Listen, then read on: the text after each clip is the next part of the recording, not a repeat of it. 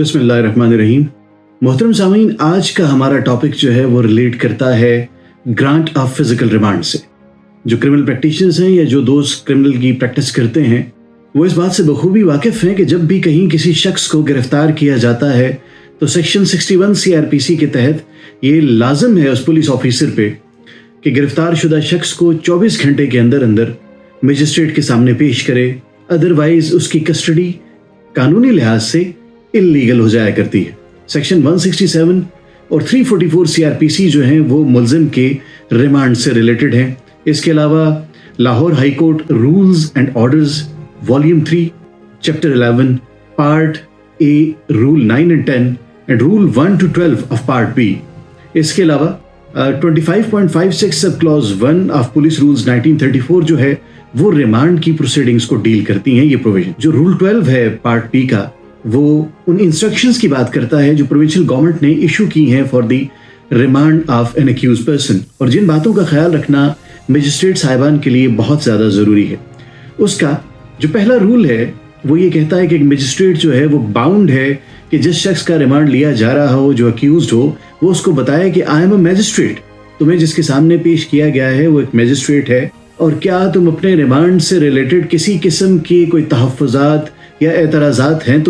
तुम कोई ऑब्जेक्शन करना चाहते हो, और अगर वो कोई ऑब्जेक्शन करे तो उन ऑब्जेक्शन को सुनना, समझना और फिर अकॉर्डिंगली उसका डिसीजन करना एक मजिस्ट्रेट पर फ़र्ज़ है। इसी का पार्ट B ये कहता है कि अगर अक्यूज जो है वो ये डिमांड करे कि वो किसी काउंसिल के ज़रिए ख़ुद को रिप्रेजेंट करवाना चाहता है या he wants a representation bye a council, तो उसको काउंसिल इंगेज करने का टाइम दिया जाएगा, और जब तक वो काउंसिल इंगेज नहीं कर लेता ये पार्ट टाइम या टेम्परेरी ग्रांट जो है रिमांड किया जाएगा उस शख्स का, जब तक वो काउंसिल इंगेज नहीं कर लेता।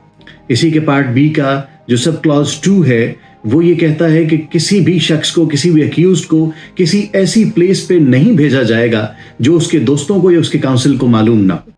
इसमें फर्दर ये कहा गया है कि जहाँ कहीं किसी अक्यूज को शिफ्ट किया जाएगा आफ्टर ग्रांटिंग रिमांड, वो जगह जो है उसका इल्म उसके काउंसिल को और उसके दोस्तों को या उसके रिलेटिव्स को किसी भी टाइम पे उसकी इंफॉर्मेशन रेंडर की जा सकती है कि ऐसे शख्स को कहाँ रखा गया है, और जो प्रिजनर है उसको इन्फॉर्म करना भी मजिस्ट्रेट के फ़राइज़ में शामिल है कि वो किसी भी वक्त अपने काउंसिल से या अपने रिलेटिव्स या फ्रेंड से राब्ता कर सकता है, अपने रिमांड से रिलेटेड कोई भी बात उनसे कर सकता है। Given the impact of these all provisions, ये बात सामने आती है कि रिमांड जो है ये एक run of the mill routine matter नहीं है। रिमांड ग्रांट करने के लिए a magistrate has to be very very cautious, और इस ज़मन में सुप्रीम कोर्ट ने कुछ उसूल वज़ा किए। PLJ 2001 supreme court page 817, PLD 2001 supreme court page 607, ये वो जजमेंट्स हैं जिसमें 18 प्रिंसिपल्स ले डाउन किए गए,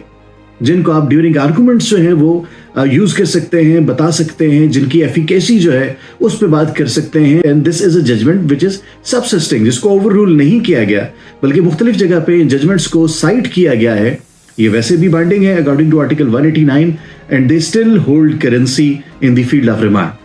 तो इनमें वो प्रिंसिपल ले डाउन किए गए हैं कि जिनको मद्देनजर रख के एक मजिस्ट्रेट जो है वो अक्यूज का रिमांड ग्रांट कर सकता है या उसको रिफ्यूज कर सकता है। बिल्कुल इसी तरह ये ड्यूटी कितनी ऑनरस है, कितनी सैक्रोसेंट है, इसका अंदाजा इस बात से लगाइए कि एक जजमेंट है PLD 2005 सुप्रीम कोर्ट 86, जिसमें ये रावलपिंडी से रिलेटेड एक केस है, जिसमें एक बहुत ही अजीम वकील साहब जिनका नाम हबीब वहाबुल खैरी था, जिन्होंने बहुत सारे कॉन्स्टिट्यूशनल केसेस फाइल किए और कॉन्स्टिट्यूशनल जो पिटीशंस हैं, ये पब्लिक इंटरेस्ट लिटिगेशन की अगर मैं ये कहूँ कि बुनियाद उन्होंने रखी तो ये बात गलत नहीं होगी। पुलिस ने उनको अरेस्ट किया और उनको पेश किए बगैर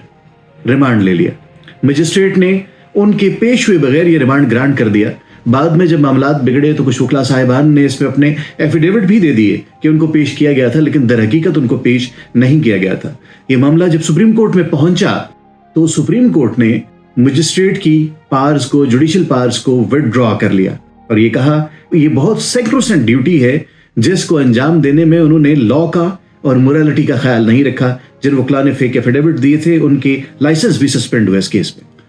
इसके अलावा एक मदर जजमेंट जिसका जिक्र मैं चाहूंगा कि बहुत ज़्यादा ज़रूरी है आपसे करना, वो 1984 PCRLJ पेज 2588 है, जिसमें ये बात बड़ी वजाहत से बताई गई है कि रिमांड की जो प्रोविजंस हैं सेक्शन 167 सब क्लास 4 वो मैंडेटोरिली ये लाजम करार देती है किसी भी मजिस्ट्रेट पे कि जब वो ग्रांट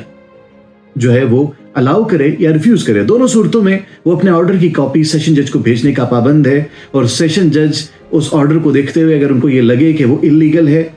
अनकॉन्स्टिट्यूशनल है, जो जज मेड लॉ है, जो रेशो है उनको फॉलो नहीं किया गया, या कोई जस्टिफाइबल रीजन जो है वो पुलिस ने फॉरवर्ड नहीं किया मजिस्ट्रेट को कि उस रीजन को सामने रखते हुए रिमांड ग्रांट किया जाए, या run of the mill sort of order जो है वो कर दिया गया है, या एक रूटीन मैटर में मैकेनिकल ऑर्डर किया गया है, तो सेशन जज अपनी सो मोटो पावर्स जो है वो एक्सरसाइज करते हुए जो रिविजल पावर्स है उनके पास इस ऑर्डर को सेट असाइड कर सकती। तो from this it can be gauged how sacrosanct an order of remand is. जब भी आप रिमांड अपोज करने जाएं तो इन जजमेंट्स को जरूर ध्यान में रखें, इनका जरूर इस्तेमाल करें। ऐसा करने से आप बहुत दफा सिर्फ अपने क्लाइंट के लिए रिलीफ लेने में तो कामयाब हो जाते हैं, लेकिन दिस इज हाउ लॉ फ्लरिशेस। आप सबका बहुत शुक्रिया।